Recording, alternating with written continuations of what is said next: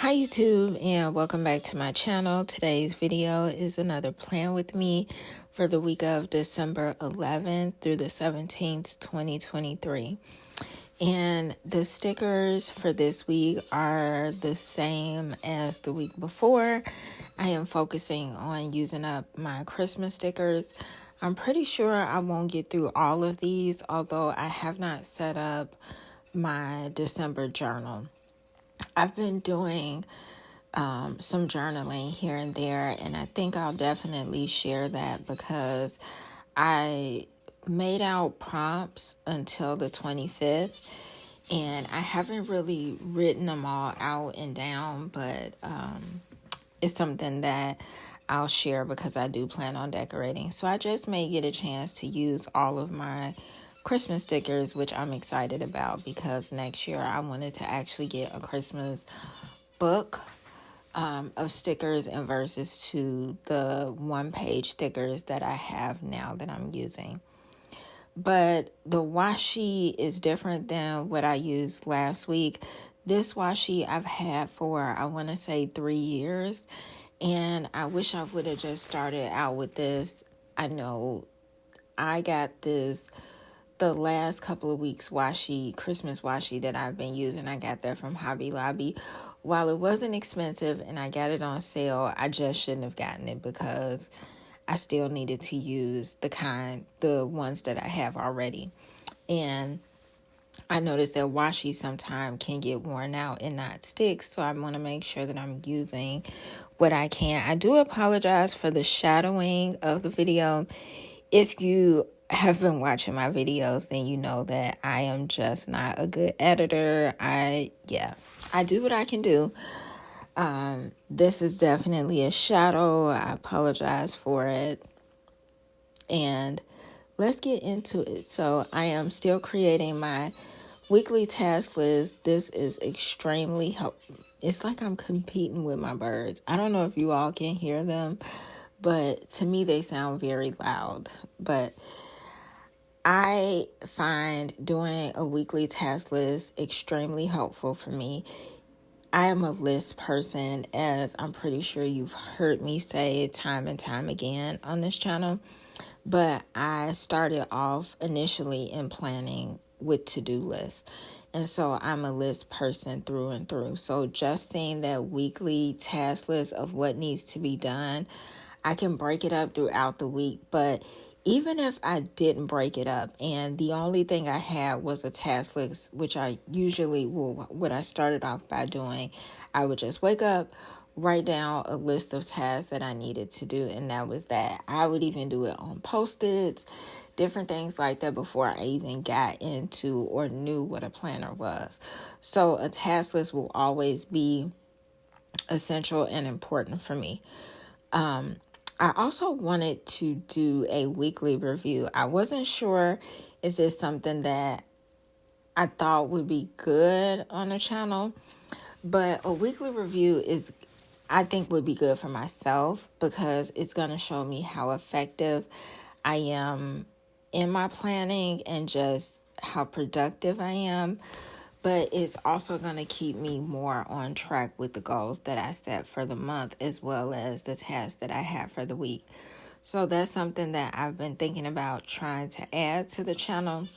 Even if it was only twice a month, I think that would still be good. It will hold me accountable and I'm able to just kind of see the progress that I've made and what I need to do. So be on the lookout for that. I'm not sure exactly when I'll start it, especially since this is the last month of the year. It may be something that I'm looking more toward doing in January. Another thing that I definitely want to review this week, and I know for sure that I will at the end of this week, I may complete the video on a Sunday or a Monday of next week, but I want to do a review of my sleep this week as well as my food. You all have heard me say time again in previous videos that my sleep is horrible. I really struggle with sleep. I've tried a lot of different methods. I believe that my sleep issues come down to just anxiety, stress, an insane amount of stress that has totally disrupted my sleep. And I would say it's been like this for the last 3 years, and it just got progressively worse. So it's something that I really want to tackle and get on top of first of many things that I want to change in just daily habits, as well as mental health and being healthy in terms of just mentally and emotionally. So that's something that I definitely will do. Again, I have to write this stuff down because I feel like I have all these ideas and things that I'm going to say I will do and then forget about them. I am also looking to put up a budgeting video in terms of just how I expense track and then maybe get into budgeting, because that's something that I feel relies heavily on my planning. So while it's not necessarily planning day-to-day planning, it's planning financially, and that is all the more, if not just as important as daily planning. But what I wanted to talk to you all about in this video is what I plan on doing in January. So if you are a person that follows anyone on YouTube that has a financial background, or their channel is based off of savings, financing, budget, anything of that sort, then I am sure you heard of Caden. And I absolutely love her. I love her channel because I feel as if she's encouraging in not a pushy or a judgmental way. She is somebody that I feel like I can relate to, and makes finances and understanding it so easy. And she doesn't make you feel bad about when you make mistakes. I've watched some other YouTubers when it comes to finances, and some can be pretty judgy in terms of giving you tips and ways to budget and things to kind of help you along that financial road. But I really love that Caden is forgiving, so to speak. Like, she encourages you to be forgiving to yourself even when you mess up. And so one thing that she does is no spend January. And that is something that I want to try. One of the things that she mentioned in the video concerning no spend January is maybe getting someone else on board with you, and you can do it together. And my mom is agreeing to do it with me, so I'm excited about that.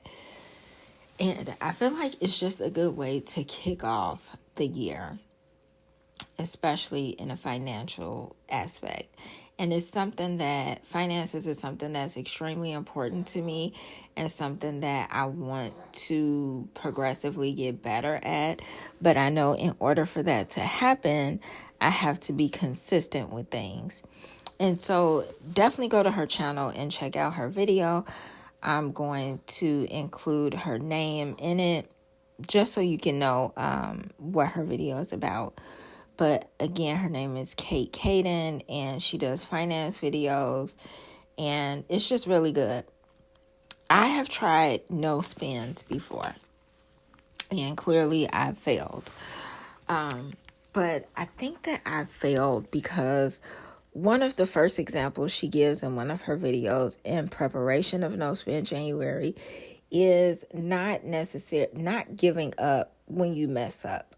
So sometimes, especially if it's something that you haven't done before and you spend, you go to the store and you spend on something that you said you wasn't, it's easy to say, I messed up, because I've done that before when I went through the whole dieting phase.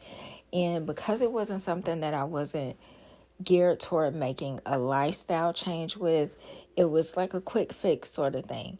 So I got down on myself when I was trying to change my habits of eating when I messed up. So the first day that I messed up, I was willing to walk away and just say forget it, because I felt like such a failure, especially due to the fact that I failed so soon in the journey that I was going for.